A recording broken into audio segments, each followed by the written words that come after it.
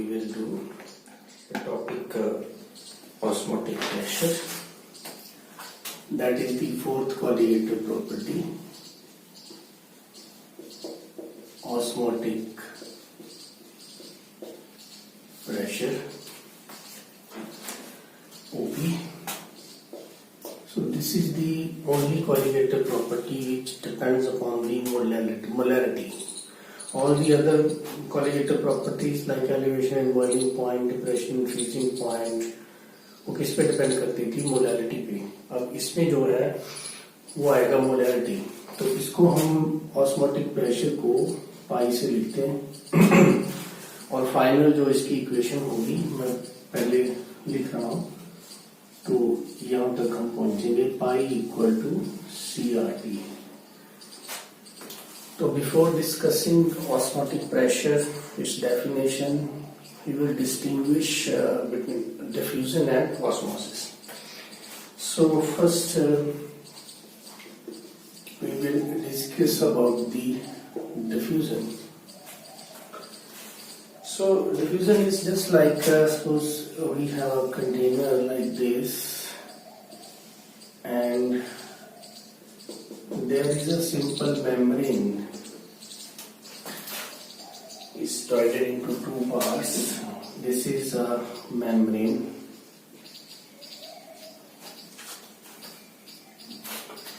and here we have a solution 1, here we have a solution 2 with a concentration C1 and C2. Okay. This is a simple membrane. You can say even the solute particles or solvent particles it can pass through. So here C1 is greater than C2. Concentration solution 1 is more than concentration of solution 2. तो अब आप देखो यहाँ पे कि solute किसमें access में होगा. सल्यूट एक्सेस में होगा C1 में. C1 में सल्यूट की अमाउंट ज्यादा होगी, सॉल्वेंट की अमाउंट कम होगी. और अगर देखा जाए सॉल्वेंट किसमें ज्यादा होगा, वो ज्यादा होगा C2 में, क्योंकि उसकी कंसंट्रेशन कम है तो उसमें सल्यूट की अमाउंट कम हो गई, तो उसका मतलब है उसमें सॉल्वेंट की अमाउंट जो है वो ज्यादा हो गई. तो अब अगर मैं लिखता हूं नेट मूवमेंट ऑफ, अब हम दोनों की बात करेंगे सॉल्यूट और सॉल्वेंट की, तो नेट मूवमेंट ऑफ सॉल्वेंट कहां से कहां जाएंगी. ऑब्वियसली जिस साइड पे सॉल्वेंट ज्यादा है तो सॉल्वेंट ज्यादा किस साइड पे है, C2, तो सॉल्वेंट मॉलिक्यूल की नेट मूवमेंट क्या होगी, C2 to C1, from higher concentration to lower concentration. अगर देखा जाए नेट मूवमेंट ऑफ सॉल्यूट, तो वो भी from higher concentration to lower concentration होगी. तो सॉल्यूट किसमें ज्यादा है, C1 में, तो वो हो जाएगी हमारी C1 to C2. तो ये जो नेट मूवमेंट है ये कब तक होती रहेगी, जब तक दोनों में कंसंट्रेशन सेम नहीं हो जाती, टिल कंसंट्रेशन बिकम इक्वल. जब तक दोनों में C1 C2 सोल्यूशन 1 सोल्यूशन 2 की जो कंसंट्रेशन है वो सेम नहीं हो जाती, तब तक ये जो फ्लो है दोनों का चलता रहेगा. तो अब डिफ्यूजन का मतलब ये हुआ कि both the solute molecules and the solvent molecules they can flow from higher concentration to lower concentration. Now next come to osmosis. Then we will distinguish these two. So osmosis के लिए second जो term है that is related to osmotic pressure basically. So what is osmosis? इसमें भी हम ऐसे एक container लेंगे,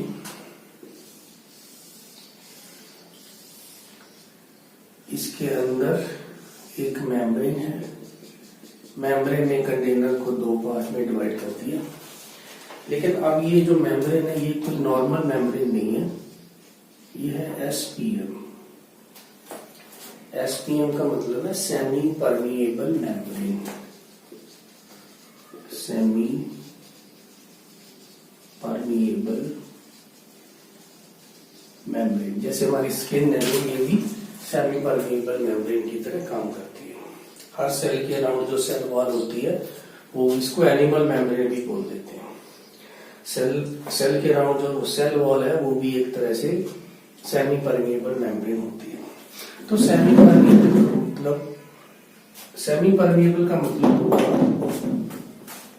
it only allows the solute molecules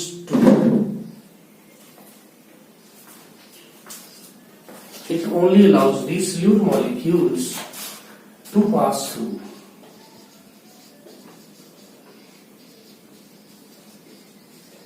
Solute molecules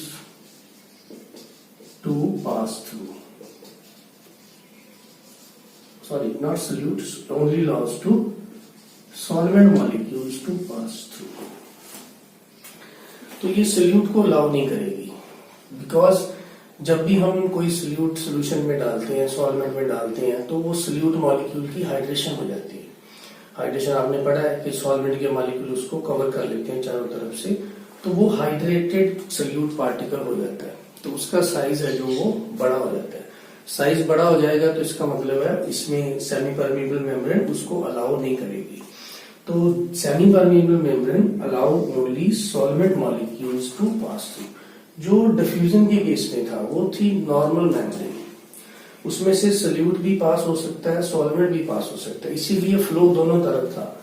एक C1 से C2, C2 से C1, जिसकी कंसंट्रेशन ज्यादा है उसी अकॉर्डिंग जो है वो सोल्यूट भी फ्लो कर रहा था और सॉल्वेंट भी फ्लो कर रहा था। अब इस केस में क्या हो गया, जो मेम्ब्रेन है हमारी वो है सेमी परमिएबल, तो इसमें सिर्फ क्या है हमारा सॉल्वेंट ही मूव करेगा।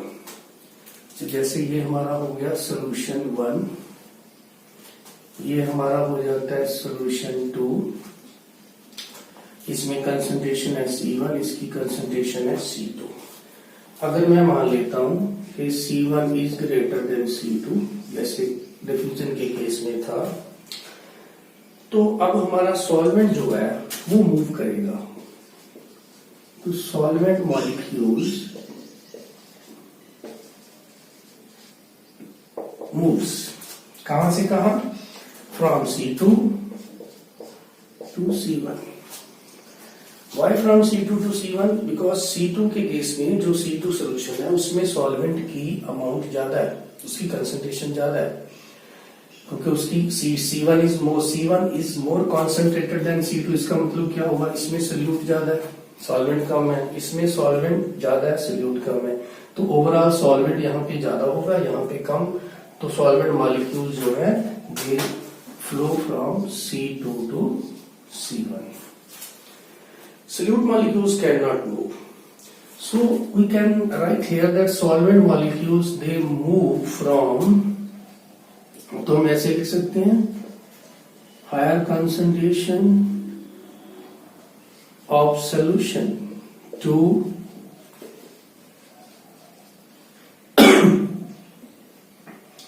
lower concentration from higher concentration solution. Okay, so we'll change it. So just a minute. So we can represent the flow of solvent molecules either from low concentration of solution to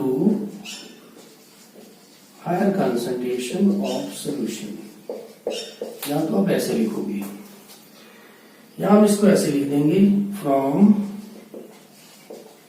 higher concentration of solvent to lower concentration of solvent। तो ये आपने mention कर दिया। अगर solution के point of view से देखेंगे तो लोअर कंसंट्रेशन से हायर कंसंट्रेशन की तरफ सॉल्वेंट मूव करेगा। अगर सॉल्वेंट के पॉइंट ऑफ व्यू से देखेंगे तो वो हायर कंसंट्रेशन ऑफ सॉल्वेंट से लोअर कंसंट्रेशन ऑफ सॉल्वेंट की तरफ जाएगा। तो ये डिफरेंस है इसमें, अभी हम इनके डिफरेंस भी करेंगे। तो उससे पहले हम SPM लिख लेते हैं। SPM क्या होता है, SPM is a special type of membrane. Is a special type of membrane which allows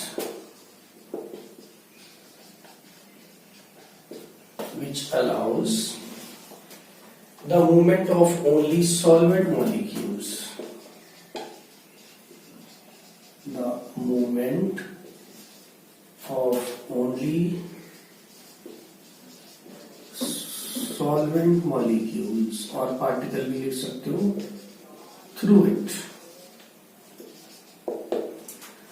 तो सल्यूट क्यों नहीं मूव हो सकता, ये मैंने बता दिया कि सल्यूट का साइज जो है ड्यू टू हाइड्रेशन बड़ा हो जाता है. इनमें जो सेमी परमेबल मेम्ब्रेन है इनका पोर साइज छोटा होता है, उसमें से सल्यूट जो है वो पास नहीं हो सकता. तो इसकी एग्जांपल्स ले लेते हैं. एग्जांपल में animal membrane,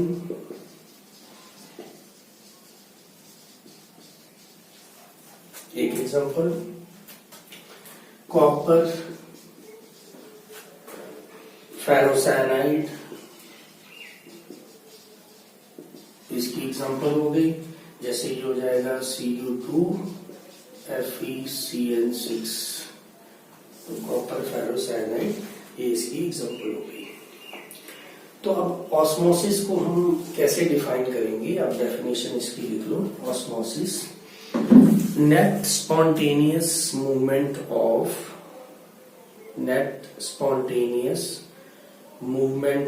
solvent molecules from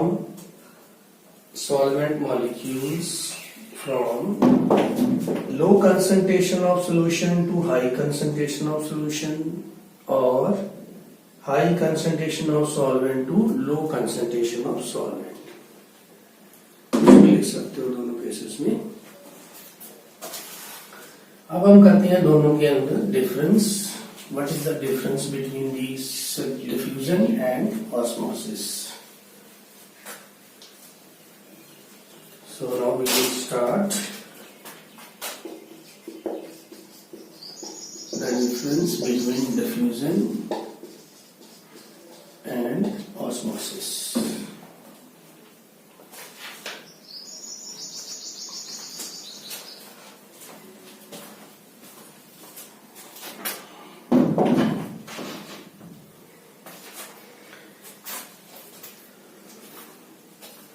so diffusion and osmosis में डिफरेंस क्या होगा. तो फर्स्ट पॉइंट है, जो डिफ्यूजन होता है that is applicable for all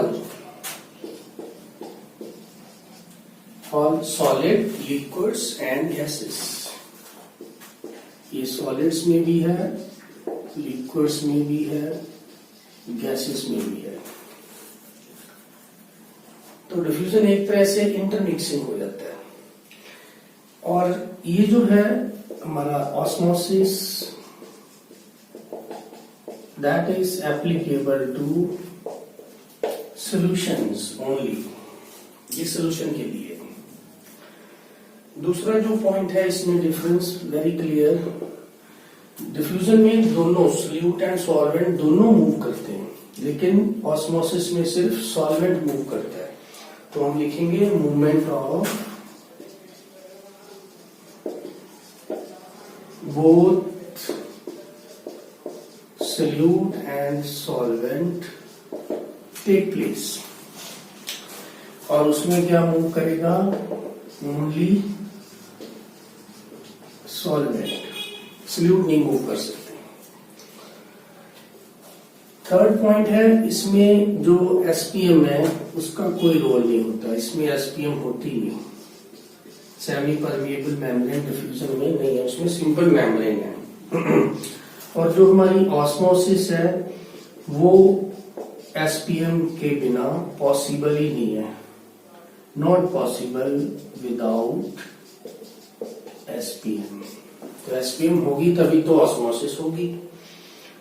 और फोर्थ और लास्ट पॉइंट जो है दोनों में डिफरेंस, ये जो डिफ्यूजन है इसको हम ना ही तो रोक सकते हैं ना ही इसको रिवर्स कर सकते हैं। कांट बी स्टॉप्ड और रिवर्स्ड। लेकिन जो हमारा ऑस्मोसिस है उनको हम रोक भी सकते हैं, can be stopped, can be reversed, reverse भी कर सकते हैं। जब इसको हम रिवर्स करेंगे तो वो एक टॉपिक आएगा आगे, इसको बोलते हैं आरओ, जो घर में लगे होते हैं आरओ, रिवर्स ऑस्मोसिस। तो ये था हमारा ऑस्मोसिस और डिफ्यूजन के बीच में डिफरेंस। डिफ्यूजन क्या होती है और ऑस्मोसिस क्या होती है। अब जो नेक्स्ट टॉपिक है वो है हमारा ऑस्मोटिक प्रेशर। तो ऑस्मोटिक प्रेशर ऑब्वियसली ऑस्मोसिस के बेस पे है। जब भी सॉल्वेंट मॉलिक्यूल्स मूव करेंगे तो एक प्रेशर डेवलप होगा।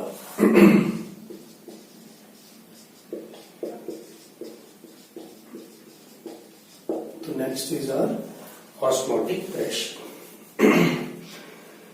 तो ऑस्मोटिक प्रेशर में क्या करना होता है, जैसे सपोज करो कि हमारे पास, पहले तो हम देखेंगे मूवमेंट किस तरफ हो रही है। जैसे मैं कुछ एग्जांपल दे रहा हूं, आपने ये देखना है कि कहां से कहां सॉल्वेंट जो है वो मूव करेंगे। तो मेरे पास कुछ एग्जांपल्स हैं, आप इसको, ये हमारा एसपीएम रहेगा सभी केसेस में। तो आपने सिर्फ ये मार्क करना है कि मूवमेंट सॉल्वेंट की कहां से कहां होगी। इसमें है 0.1 मोलर सपोज आपका यूरिया, इसमें है 0.1 मोलर सपोज NaCl, फर्स्ट है। सेकेंड केस में आप लेंगे, अगेन बीच में मैंने लगा दिया एसपीएम, तो एक में ले लिया मैंने 1 मोलर यूरिया, दूसरे में ले लिया 0.1 मोलर यूरिया। तीसरा केस, इसमें बीच में सेमी परमिएबल मेम्ब्रेन लग गया, तो एक में मैं लेता हूं 1 मोलर यूरिया, एक में ले लेता हूं 1 मोलर शुगर। फोर्थ केस है, तो इसमें बीच में लगा दिया एसपीएम, तो दोनों साइड पे। इसमें है मेरे पास 0.1 मोलर K4FeCN6 का सोल्यूशन, पोटेशियम हाइड्रोसाइनाइड। दूसरी साइड मेरे पास है 0.1 मोलर सोडियम फॉस्फेट का सोल्यूशन। तो अब हमें सिर्फ इतने बताना है कि सॉल्वेंट का जो फ्लो है किस डायरेक्शन से किस डायरेक्शन में होगा। तो अभी हमने पढ़ा है ऑस्मोसिस का प्रोसेस जो है वो हायर कंसंट्रेशन ऑफ सॉल्वेंट से लोअर कंसंट्रेशन ऑफ सॉल्वेंट होता है, जहां हम कहेंगे कि जिस साइड कंसंट्रेशन कम है उस साइड से ज्यादा कंसंट्रेशन की तरफ होगा। तो अब देखिए फर्स्ट केस में इस साइड है 0.1 molar urea, urea non electrolyte है, तो इसके लिए आई की वैल्यू 1 रहेगी। लेकिन दूसरी ओर है सेम कंसंट्रेशन का NaCl, तो आई की वैल्यू 2 हो जाएगी। अब नंबर ऑफ सोल्यूट पार्टिकल्स किस साइड ज्यादा है, इस साइड ग्रेटर, तो कंसंट्रेशन उस सॉल्यूशन की ज्यादा हो जाती है, तो सॉल्वेंट मॉलिक्यूल जो है इस डायरेक्शन में मूव करेंगे। दूसरा केस है, एक है 1 मोलर, एक है 0.1 मोलर, दोनों यूरिया ही है, तो 1 मोलर ज्यादा कंसंट्रेशन का है, इसमें सोल्यूट ज्यादा होगा, इसमें सॉल्वेंट ज्यादा होगा, तो फ्लो किस साइड होगा आपका, राइट से लेफ्ट। तीसरा केस है, ये 1 मोलर, ये भी 1 मोलर, ये यूरिया, ये शुगर, दोनों का जो आई है बॉन्ड ऑफ फैक्टर वो 1 है, बोथ आर नॉन इलेक्ट्रोलाइट, तो यहाँ पे कोई भी नेट मूवमेंट नहीं होगी। तो इसका मतलब है ये दोनों जो सॉल्यूशंस हैं इनका जो ऑस्मोटिक प्रेशर है वो सेम होगा, आइसोटोनिक बोलेंगे इसको, हम आगे करेंगे।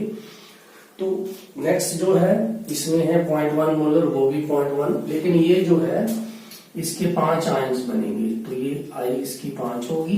जैसे इसको आप एसोसिएट करोगे तो 4K पॉजिटिव और FeCN6 4 नेगेटिव बन जाएगा। तो इसमें 3 सोडियम आयन और 1 फास्फेट आयन, तो इसमें n की वैल्यू 4 रहेगी। तो अब कंसंट्रेशन ज्यादा किधर है, सॉल्यूट पार्टिकल्स इधर ज्यादा है, तो इसका मतलब है इधर सॉल्वेंट कम हुआ, तो हमें जाना कहां से है, कम से ज्यादा की तरफ। इसका मतलब आपका जो सॉल्वेंट है वो राइट से लेफ्ट मूव करेगा। ये होता है ऑस्मोसिस का process, from the higher concentration to lower concentration of the solvent, or from lower concentration to higher concentration of the solution. It also depends upon the water factor. तो ये osmotic pressure पे depend करता है। जैसे दोनों की अगर concentration same हो जाती है तो नेट मूवमेंट नहीं होगी, इसका मतलब है दोनों का ऑस्मोटिक प्रेशर भी इक्वल होता है। अब हम बात करते हैं कि किसकी स्पीड ज्यादा होगी। जैसे इन कंडीशंस के अंदर हमने क्या ले लिया कि वॉल्यूम सबका इक्वल था। जैसे ये कंटेनर है, इसका जो वॉल्यूम है वो इक्वल ले लिया, और टेम्परेचर भी सबका क्या ले लिया, कांस्टेंट सब केस में। अब हम क्या करेंगे, अगर हम अलग अलग कंसंट्रेशन पे स्टडी करें या फिर अगर हम अलग अलग इसको टेम्परेचर पे स्टडी करें तो फ्लो में कैसे चेंज आएगी। अब सपोज हमारे पास क्या है, 2 कंटेनर्स हैं, बीच में SPM। तो फर्स्ट कंटेनर के अंदर 1 मोलर सपोज आपका शुगर और 0.1 मोलर सपोज आपका यूरिया। सेकंड केस में क्या होगा, SPM सेम, तो 2 कंटेनर्स हैं। फर्स्ट में वही है 1 मोलर शुगर। अब सेकंड केस में मैं ले रहा हूं 0.01 मोलर यूरिया। अब अगर बात करें फ्लो ऑफ सॉल्वेंट की, तो दोनों में राइट से लेफ्ट होगा, from the lower concentration of solution to higher concentration of solution. इधर भी इस डायरेक्शन में सॉल्वेंट मूव करेगा और इसमें भी इस साइड में सॉल्वेंट मूव करेगा। लेकिन किस में फास्ट होगा, फास्ट उसमें होगा जहां पे कंसंट्रेशन डिफरेंस ज्यादा होगा। यहाँ पे कंसंट्रेशन डिफरेंस है 1 and 0.1, यहाँ पे 1 and 0.01। इसका मतलब है इस केस में जो सॉल्वेंट के मॉलिक्यूल्स है वो फास्टर मूव करेंगे। इट मींस आपका जो ऑस्मोटिक प्रेशर है पाई वो कंसंट्रेशन के डायरेक्टली प्रोपोर्शनल होगा। ऐसे ही अगर हम कंसंट्रेशन कांस्टेंट ले लें तो टेम्परेचर, इसका टेम्परेचर 20 है, इसका टेम्परेचर 40, तो ऑब्वियसली 40 वाले का फ्लो जो है वो ऑस्मोटिक प्रेशर ज्यादा होगा। तो इन दोनों को हमने कंबाइन कर दिया, तो कंबाइन करके ये क्या बन जाता है, CT, और इसी में एक कांस्टेंट लगा देते हैं जिसको बोलते हैं R, that is a gas constant. तो ये आपका फार्मूला जो है ये बन जाएगा pi is equal to CRT। अगर इलेक्ट्रोलाइट दिया है तो पाई को हम ICRT लिखेंगे, I वॉल्ट फैक्टर होगा। तो अब जो C, इसमें जो C है दैट इज अ कंसंट्रेशन, वो मोल्स पर लीटर में है। R जो है वो है गैस कांस्टेंट 0.082 लीटर ATM पर केल्विन पर मोल, ये इसकी वैल्यू होगी। और T जो है हमारा टेम्परेचर है, टेम्परेचर हम केल्विन में देंगे। तो ये हमारा फॉर्मूला है overall pi equal to CRT। इसी से हम मॉलिक्यूलर मास ऑफ सॉल्यूट भी निकाल सकते हैं। तो इसी फॉर्मूले को हम एक्सटेंड करते हैं, तो pi is equal to N/V। N किसके है, number of moles of solute. तो number of moles of solute को कैसे निकालेंगे, WB/MB। तो यहाँ पे पुट करेंगे पाई is equal to WB/MB RT/V। तो इस फार्मूले से हम मोलर मास ऑफ सॉल्यूट भी निकाल सकते हैं। तो ये था हमारा ऑस्मोटिक प्रेशर और उस कैसे डेवलप होता है। ठीक है, तो जैसे मैं आपको एक एग्जांपल दे रहा हूं, अभी ऑस्मोटिक प्रेशर की डेफिनेशन तक हम पहुंचे नहीं है। तो इसमें जैसे आपने एक कंटेनर ले लिया, अब यहाँ पे देखो कैसे डेवलप होगा प्रेशर। तो इसमें कुछ सॉल्यूशंस है बीकर के अंदर, इसमें मैंने एक ऐसी करके फ्लास्क रख दी। इसकी जो ये वाली मेम्ब्रेन है, ये नीचे, ये है सेमी परमिएबल, ये होगी हमारी SPM। इसके अंदर कोई सोल्यूशन है लिक्विड, ठीक है, जैसे यहां तक इसका लेवल है।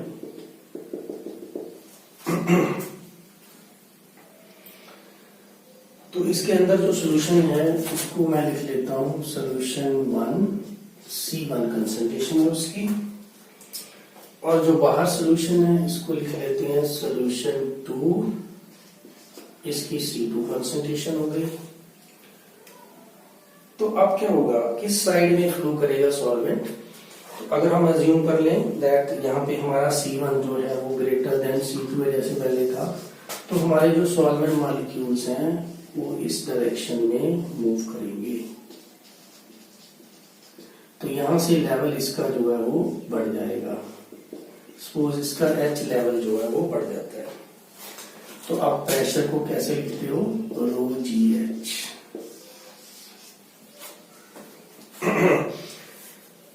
तो अब ऑस्मोटिक प्रेशर क्या है? जैसे ये कंटेनर है हमारे पास, अब हमें इसको रोकना है। जैसे ये सॉल्वेंट मॉलिक्यूल अंदर जा रहे हैं, यहाँ पे प्रेशर डालेंगे ताकि ये रुक जाएंगे, इनका जो फ्लो है अंदर जाना रुक जाए। तो उसी प्रेशर को हम ऑस्मोटिक प्रेशर बोलेंगे।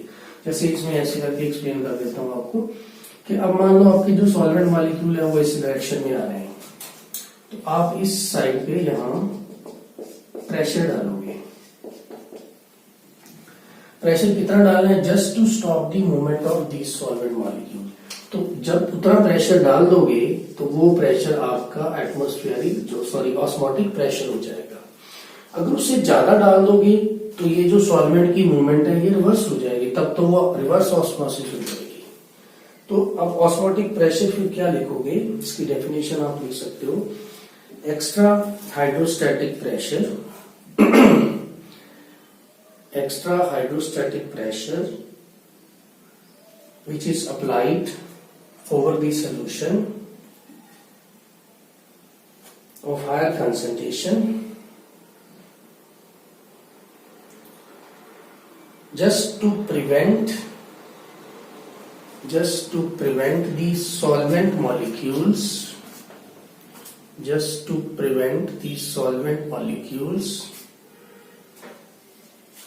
is known as osmotic pressure.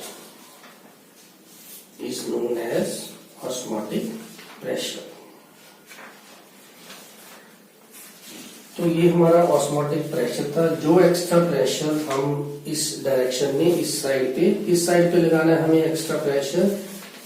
जिस साइड पे मूवमेंट हो रही है सॉल्वेंट की। अगर सॉल्वेंट इस साइड मूव हो रहे हैं तो यहाँ पे हम जो प्रेशर अप्लाई करेंगे, हमें प्रेशर कितना अप्लाई करना है? सिर्फ उतना करना है ताकि ये सॉल्वेंट मॉलिक्यूल का फ्लो जो है वो रुक जाए।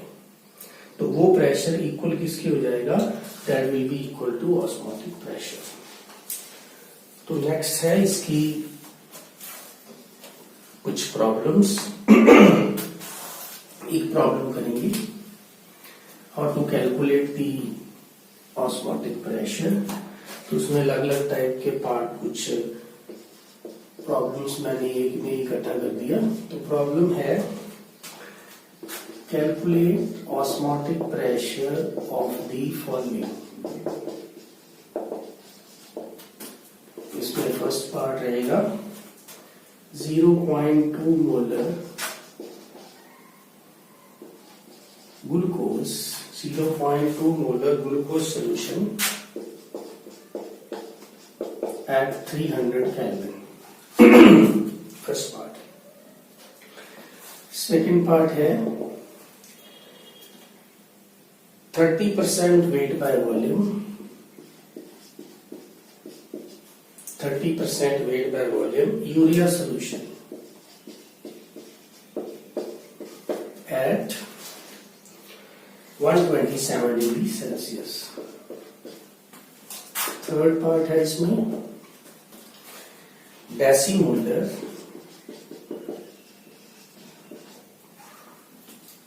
K4 FeCN6, जिसका अल्फा दे दिया 75% और टेम्परेचर दे दिया 227 डिग्री सेल्सियस। फोर्थ पार्ट है आपका 2 molar acetic acid solution in benzene at 27 degree Celsius. तो ये 4 पार्ट्स हैं। तो अभी ये करेंगे, फटाफट हो जाएंगे। जैसे फर्स्ट है, आपने फार्मूला क्या लगाना है, pi is equal to I C R T, यहाँ पे आई भी ले लेना है, जिसमें यूज होगा तो लगा लेंगे। फर्स्ट वाले में ग्लूकोज है, आई की जरूरत नहीं है, तो सीधा सीधा कंसंट्रेशन पाई आपका कितना आ गया 0.2,